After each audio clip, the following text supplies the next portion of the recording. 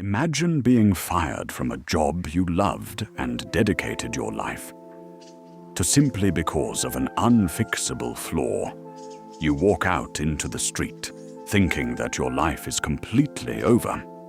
But what if that very same weakness is the very thing that makes you a millionaire?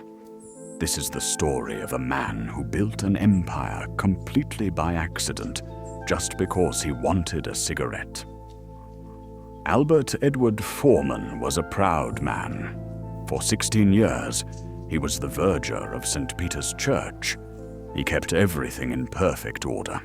He was respected. But then a new, modern vicar arrived. The vicar discovered a shocking secret. Albert was illiterate, not a single word. The vicar gave him an ultimatum. Learn to read and write within 3 months or lose your job. However, Albert was too old and too proud to start learning the alphabet like a child. He believed that his character was more important than letters on a page. So, he resigned. He handed in his gown and walked out of the church, jobless and depressed. Albert walked down a long, unfamiliar street. He felt lost. To calm his nerves, he decided to buy a cigarette. He looked up and down the street, but there was no tobacconist, not a single shop selling tobacco.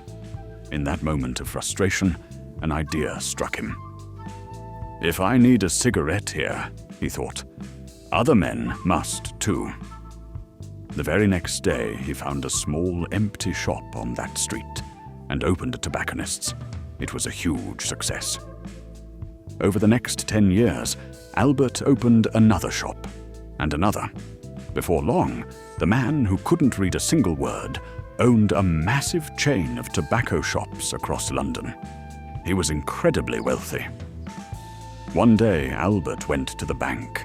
He had amassed a fortune of £30,000, millions in today's money. The bank manager told him that it was time to invest his money in stocks. Just read these documents and sign here, the manager said.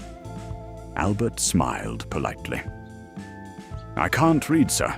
You'll have to read them to me, and I'll just make my mark. The bank manager froze. He stared at Albert in absolute disbelief. Couldn't a man who ran a massive business empire even read his own name? Good God, man, the manager gasped.